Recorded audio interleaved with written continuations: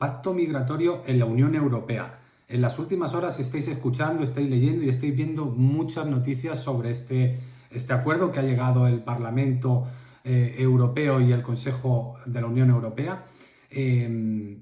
realmente muchos nos estáis preguntando que en qué os va a incidir, que si os va a dificultar las cosas. Bueno, primeramente solamente se ha llegado a este acuerdo, pero ya hay países como Hungría, por ejemplo, que ha dicho que no va a aceptar tener que pagar esa cuota de solidaridad por no acoger a los solicitantes, o que no va a admitir tampoco tener que ni siquiera recibirlos, ¿no? Como sabéis, en este acuerdo se ha llegado a poner una limitación de flujo migratorio a cada país de 30.000 solicitantes. Datos que, por ejemplo, España los sobrepasa de largo, porque en 2022, por ejemplo, superamos los 100.000 solicitantes. Y bueno, realmente, como os vengo a contar, lo primero que hay que tener es calma. Esto no va a incidir directamente a muchas personas, porque hay otras vías legales para poder venir a España. Sí es cierto que hay personas que necesitan solicitar su asilo, o hay personas que vienen de países huyendo de una guerra o de unas situaciones críticas y que van a ver, en este caso, con este acuerdo, un poco cómo dificultan sus derechos, su acceso a la solicitud de protección internacional, con un endurecimiento en frontera, con una agilización en cuanto a la resolución de los expedientes, y una manera de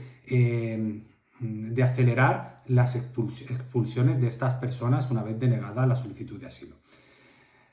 Como os digo, calma, porque vais a escuchar, vais a leer de todo. Yo soy abogado, soy experto en estrategia, defensa y seguridad. Tuve que hacer un máster, estudié el tema de geoestrategia, tema de asilo, cómo los intereses políticos que estamos viendo en estos pactos, y bueno, en general en toda la Unión Europea, hay unos contrapesos de poderes. Por ejemplo, Francia, lo hemos visto en los últimos días, cómo ha generado esas dudas y cómo al final sus propios intereses primaban sobre el resto, y cómo vemos la dificultad muchas veces de esta gran Europa, de la vieja Europa, de llegar a consensos entre los 27. Entonces, vamos a ir viendo, sabemos que este pacto nos puede llevar a una disminución de los derechos de los solicitantes, cuando lo que deberíamos hacer, lo deseable, es abrir unos canales seguros para poder acceder a los países donde vamos a solicitar el asilo, ¿no? Mayor seguridad jurídica en frontera con el apoyo de abogados, y no mermar estos derechos o los pocos derechos que tienen los migrantes y los solicitantes de asilo.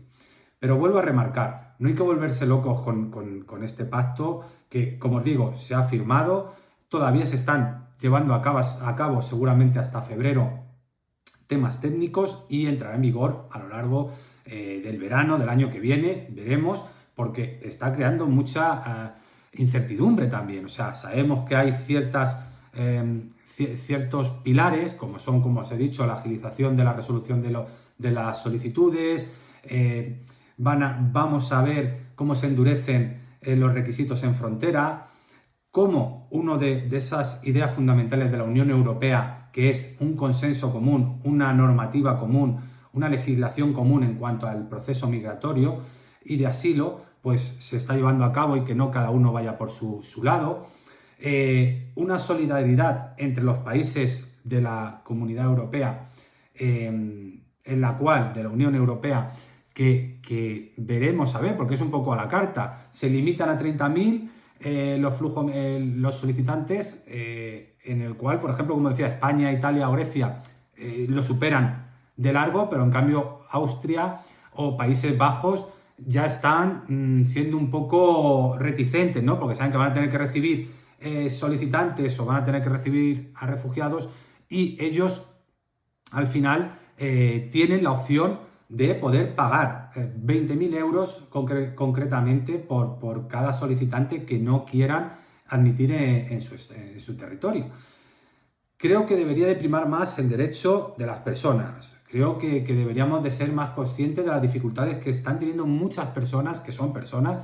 con mafias, gente que está cruzando el Mediterráneo y que está perdiendo la vida, menores, y bueno, ya se está diciendo que los menores no acompañados, que si las familias con menores, pues en fronteras se habilitarán centros de detención allí para tenerlos. O sea, podemos llamarlos de muchas formas, pero vemos que se está reduciendo los derechos de las personas, que tampoco podemos alarmarnos sobremanera, porque veremos a ver en qué queda todo una vez que se lleve a la práctica. Como os digo, podéis consultarnos cualquier cosa, estamos a vuestra disposición, sabéis que no cobramos por la consulta en estos temas y lo primero es ir viendo paso a paso, poneros en manos de expertos, que ya no solamente son temas legales, esto aquí prima la política, los intereses de cada estado y bueno, al final llegar a poder decir que se mercadea con las personas como el tema de pagar 20.000 euros por acoger o no a las personas migrantes, ¿no? Pero bueno, veremos a ver, os vamos a ir teniendo informados, no nos vamos a alarmar, hay muchas vías para poder acceder de forma legal a España, entre ellas sabemos que hay muchas personas que tienen su solicitud de asilo como una prioridad porque vienen huyendo de su país con amenazas de muerte, con hambruna, con menores en peligro y creo que esto tendría que haber más sensibilidad, pero vamos a ver, sabemos que ya se ha acordado todo desde la Unión Europea y lo único que nos queda es ir viendo paso a paso y tener un buen apoyo, una buena orientación y en todo lo que os podamos ayudar aquí vamos a estar. Es un día que un poco triste por ese lado, ¿no? Por